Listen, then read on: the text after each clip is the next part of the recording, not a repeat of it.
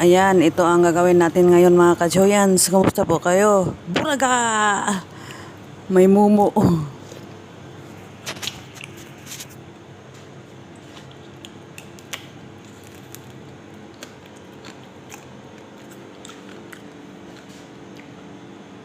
Sarap.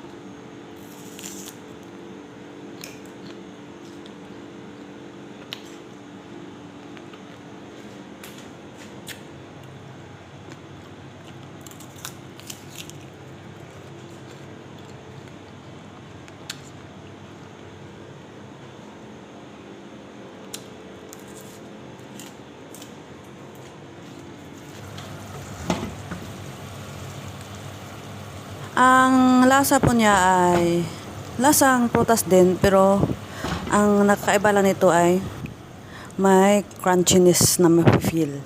So ngayon po, tingnan nyo po kung paano ako magawa. Kasi palagi ko itong napapanood. Tapos,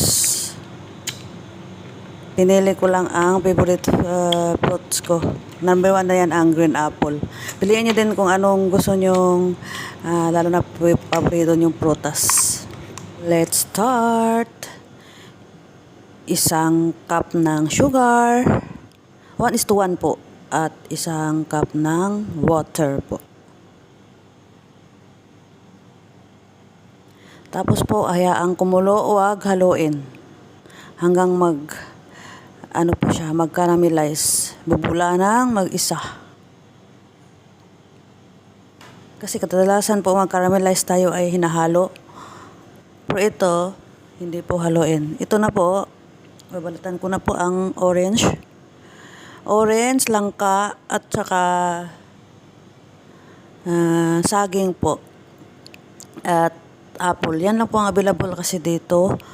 Kasi yung langka at saka saging, nagturon po kasi ako. Tapos, may sobra yan po. Ilublob lang natin doon sa...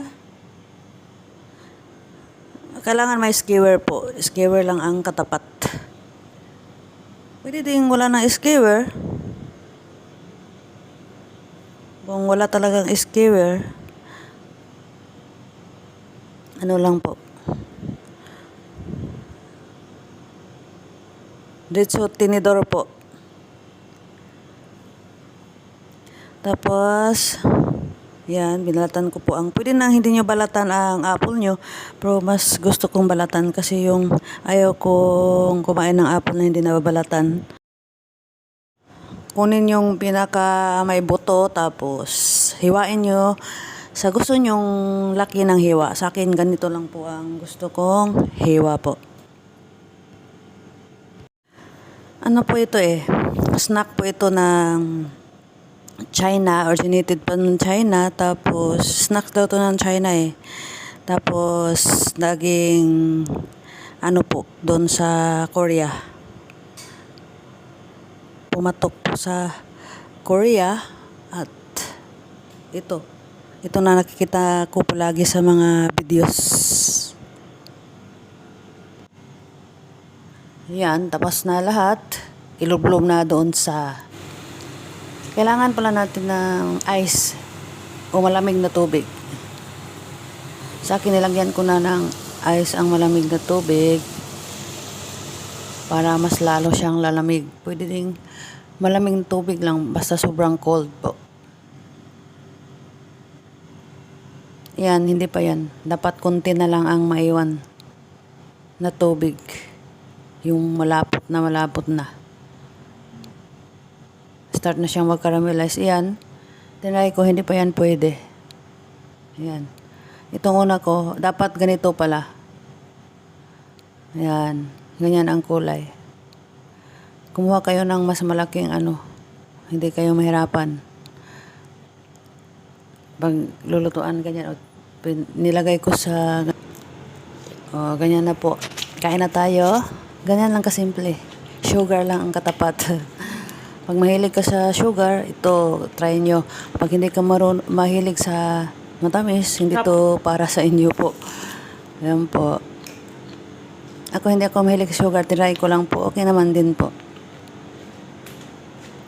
Yan, pasensya na sa muka. Kasi at the same time, nagluto ako. Naisipan ko to mula sa plano. Yan.